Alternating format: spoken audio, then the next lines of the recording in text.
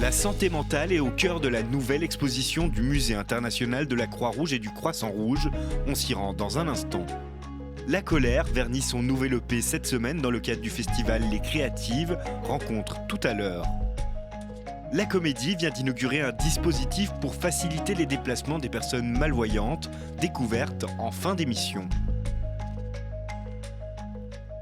La culture à Genève, c'est culte. Équilibre précaire, c'est le titre de la nouvelle exposition du Musée international de la Croix-Rouge et du Croissant-Rouge qui prend place dans le cadre de son année thématique autour de la santé mentale. Ici au musée, on s'est dit comment est-ce qu'on peut, avec notre public, apprendre sur ce sujet et essayer de mettre en évidence des savoirs humanitaires et artistiques qu'on pourrait tous et toutes ensemble convertir en savoir-faire pour sortir du musée avec des outils, des idées, pour prendre soin de soi et de notre communauté.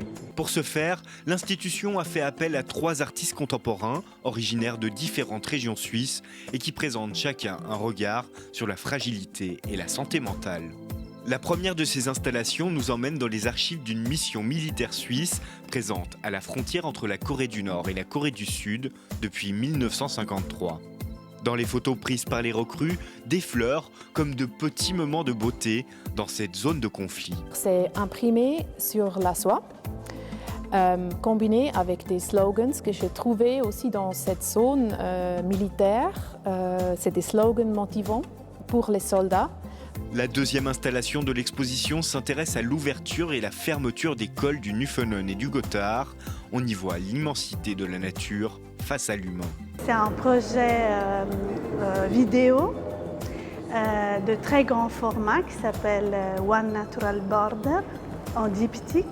Enfin, la troisième œuvre a été créée sur place au musée avec le personnel de l'institution. Quand le musée m'a invité et m'a expliqué un peu le projet, je leur ai proposé d'engager des danses thérapeutes et de travailler de manière très locale avec leur équipe pour créer une sorte de performance et des gestes ensemble. C'est sûrement une exposition qui demande de prendre le temps, de s'arrêter, donc de vraiment s'immerger dans ces différents travaux.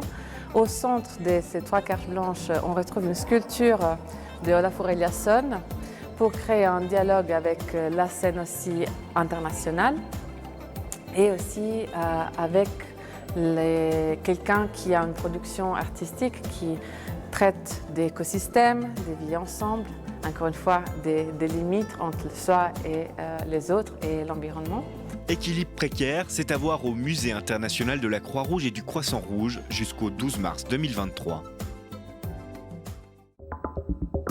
Elle s'appelle La Colère et pourtant c'est tout en finesse qu'elle distille ses sonorités électro depuis plusieurs années. Rencontre avec une artiste genevoise pour qui tout a commencé dans sa chambre. La musique, ça a toujours été quelque chose d'important dans ma vie, j'en ai toujours fait. Jeune, j'ai fait de la clarinette pendant 9 ans. Ensuite, je suis passée par une période métal, ado, rock. Et en fait, j'ai toujours énormément aimé l'électro. Et ça a toujours été un peu un guilty pleasure, parce que soi-disant, c'était jamais vraiment de la musique. On appuie sur des boutons, donc voilà. Un jaune noyant sur fond soir, il est jeune, tellement ardent, ce minéral blanc trop pétillant, rugissant dans ma bouche, miroir cassé. Moi, ce qui me faisait plaisir, c'était vraiment d'aller rechercher et créer le son. Et puis finalement, juste faire des choses qui me plaisent et qui sonnent bien pour moi. Donc c'est presque un peu égoïste peut-être, je sais pas, mais c'est en fait finalement très personnel. Donc j'ai pas trop cherché, j'ai juste fait ce qui me plaisait et ce qui me faisait plaisir. Ouais. Et ça marche. Dès la sortie de son premier EP en 2018, La Colère trouve son public. Cette même année, elle remporte le prix de la meilleure chanson électro suisse de l'année à Zurich lors du concours M4Music. En 2020, la Genevoise sort son premier album, La Vague, mêlant toujours des sonorités rétro à des airs de bord de mer. Et la semaine dernière, c'est à Fribourg, lors de la première édition du Swiss Life Talents, que l'artiste s'est illustré en remportant le prix de la catégorie Electro Dance. Mais La Colère n'est pas prête de s'arrêter en si bon chemin, puisqu'elle sort cette semaine un nouvel EP, Electrum, 7 titres qui ouvrent une nouvelle page dans sa carrière. Cette EP, moi, je l'ai vécue vraiment comme une évolution dans ma vie. Il y a une part très très intime que je partage dans ce projet. C'est vrai qu'il y a un univers très plage, très vague, très haut, voilà. Mais il y a une raison à cela, c'est que en fait, j'aime beaucoup le surf. En fait, c'est quelque chose que j'aime beaucoup faire. Ça me ressource énormément. Même l'eau, en général, c'est un élément qui me fait énormément de bien. À côté de cette invitation au voyage, l'artiste se livre plus que jamais dans ses textes. Approcher ce genre d'émotion, c'est un nouveau travail qui n'est pas toujours simple. Et à quelque part, je suis contente de l'avoir fait. Je pense que c'était aussi intéressant au niveau de la création. Ça donne de nouveaux challenges, de nouvelles perspectives, ce qui est intéressant. Le vernissage d'une nouvelle EP de La Colère, c'est ce jeudi au Groove, dans le cadre du festival Les Créatives. Il va pleuvoir, il va pleuvoir.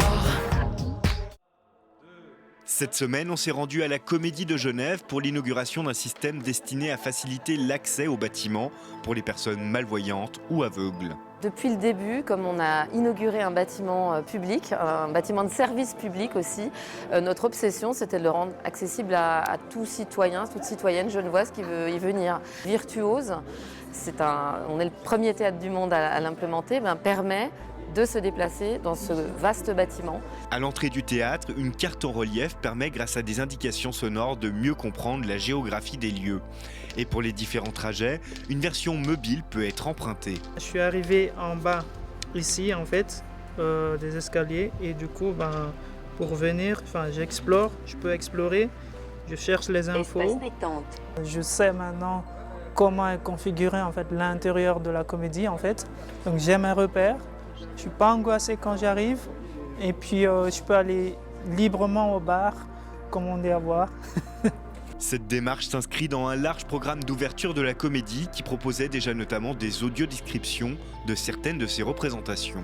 Ce qu'on fait aussi, c'est qu'on fait visiter le plateau aux personnes malvoyantes et non-voyantes en amont du spectacle avec une visite tactile qui leur permet de toucher les décors, voir où sont situés les différents éléments et quand l'audiodescription a lieu, ils se repèrent avec leur imaginaire dans l'espace qu'ils ont pu toucher. À noter également que le musée d'art et d'histoire dispose également du système Virtuose depuis plus d'une année. Les lieux culturels deviennent toujours plus accessibles et ça, c'est une très bonne nouvelle pour tous.